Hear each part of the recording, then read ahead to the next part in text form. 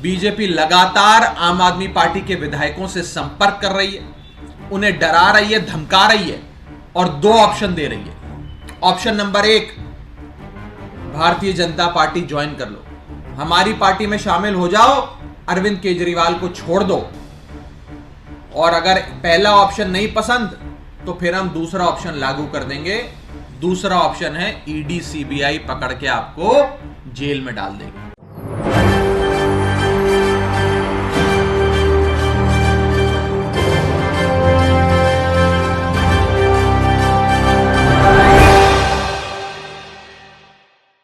चुनाव चाहे लोकसभा के हों, चुनाव चाहे विधानसभा के हों, चुनाव चाहे उपचुनाव के हों या फिर पंचायती चुनाव हो, चुनाव होते हैं और चुनाव नज़दीक आने के बाद सत्ता पक्ष और विपक्ष का आमने सामने आना ज़रूरी है। क्योंकि इस वक्त देखा जा रहा है कि इस साल के अंत में जहां कई बड़े राज्यों में विधानसभा के चुनाव होने वाले हैं, तो साल 2024 में लोकसभा का चुनाव होने वाला है। लेकिन चुनाव से पहले विपक्षी पार्टियों के हाथ में जो मुद्दा लग गया है गौतम अडानी का, अडानी स्कैम का, क्या ये मुद्दा अब 2024 में फर्क पड़ेगा? जिस तरीके से प्रधानमंत्री नरेंद्र मोदी ने 2014 जीता, 2019 का चुनाव जीता, लेकिन क्या 2024 जीतना उतना ही ज्यादा मुश्किल है? नमस्कार, मैं हूं राहुल शर्मा, आप देख रहे हैं SPN न्यूज़। स्वागत है आप सभी का आज के हमारे इस प्रोग्राम में। और प्रोग्राम की शुरुआत आज हम कर रहे हैं एक ऐसे मुद्दे से जिस मुद्दे पर आज संसद में बहस छिड़ती है, संसद से बाहर प्रोटेस्ट होता है,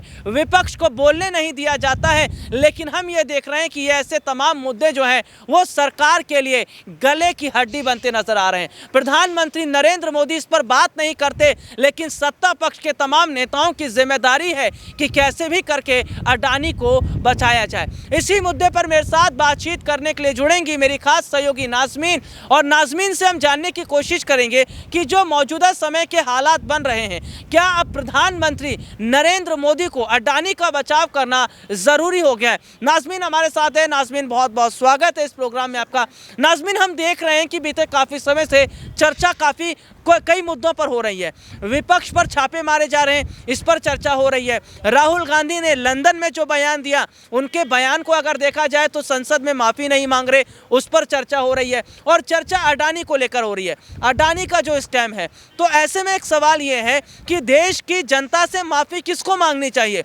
प्रधानमंत्री नरेंद्र मोदी को, जिन्होंने 2014 के बाद देश की जनता को अंधेरे में रखा, या अडानी को माफ़ी मांगनी चाहिए, या विपक्ष को माफ़ी मांगनी चाहिए?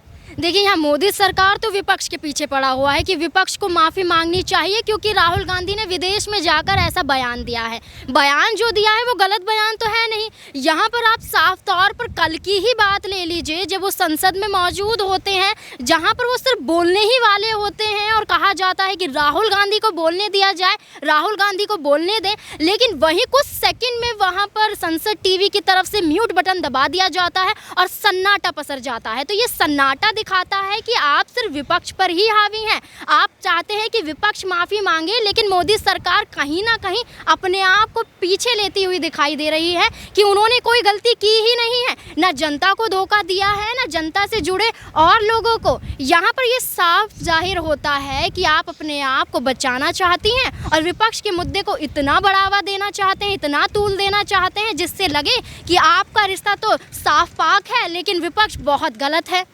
नाज़मीन, अगर हम देख रहे हैं कि जिस तरीके से आज विपक्षी पार्टियों पर छापे मारे जा रहे हैं, चाहे हम देखते हैं कि सत्येंद्र जैन की गिरफ्तारी हो जाती है, मनीष सिसोदिया को गिरफ्तार कर लिया जाता है, या हम बिहार की तरफ आते हैं तो लालू परिवार पर एक के बाद एक छापे मारे जाते हैं, तो सवाल हमारा ये बन रहा है कि क्या केवल नियम, कायदे, कानून जो संविधान में है वो विपक्षी पार्टियों के लिए है, सत्ता पक्ष के लिए नहीं है? क्या गौतम अडानी के खिलाफ जाँच नहीं होनी चाहिए, JPC का गठन नहीं होना चाहिए, और अगर होना चाहिए तो क्या गिरफ्तारी अडानी की नहीं होनी चाहिए? जी देखिए, मैं तमाम जनता की तरफ से ये कहना चाहती हूँ कि मेरा भी यही मानना है कि JPC जांच जरूर होनी चाहिए, क्योंकि कहीं ना कहीं ये मुद्दा छोटा नहीं है। अब ये मुद्दा जनता तक पहुँच चुका है और जनता खुद चाहती है कि JPC जांच हो। जब आप CBI और ED के जरिए बिना सबूत के आप किसी को जेल में डाल सकते हैं, बिना सबूत के आप उनके घर में जाँचें कर सकते हैं, एक यहाँ गर्भवती महिलाओं के साथ कई कई घंटों तक पूछताछ कर सकते हैं,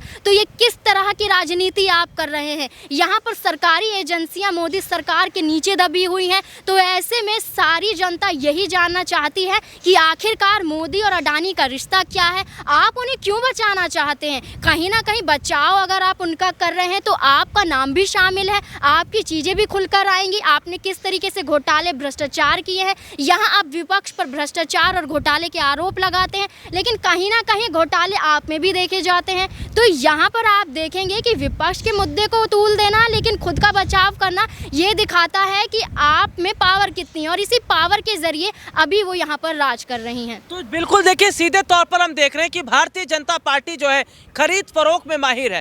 केंद्र सरकार, अगर हम बात करें प्रधानमंत्री नरेंद्र मोदी की बात करें तो मोदी सरकार खरीद फरोख्त में माहिर है। महाराष्ट्र में हम देखते हैं विधायकों को खरीद लिया जाता है, सरकार बदल जाती है। लेकिन क्या बिहार में भी यही स्थिति दोहराई जाएगी, क्या दिल्ली में भी यही स्थिति दोहराई जाएगी, ये एक सबसे बड़ा सवाल है। लेकिन किस तरीके से मोदी सरकार दिल्ली में सरकार गिराने की, आम आदमी पार्टी की सरकार को गिराने की साजिश रच रही है, राघव चड्ढा आम आदमी पार्टी के प्रवक्ता क्या कुछ कह रहे हैं, देखें ये रिपोर्ट। बीजेपी लगातार आम आदमी पार्टी के विधायकों से संपर्क कर रही है, उन्हें डरा रही है, धमका रही है और दो ऑप्शन दे रही है। Option number 1, Bharatiya Janata party join कर लो, हमारी पार्टी में शामिल हो जाओ, अरविंद केजरीवाल को छोड़ दो। और अगर पहला ऑप्शन नहीं पसंद तो फिर हम दूसरा ऑप्शन लागू कर देंगे। दूसरा ऑप्शन है ईडी सीबीआई पकड़ के आपको जेल में डाल देगी। तो अगर अपनी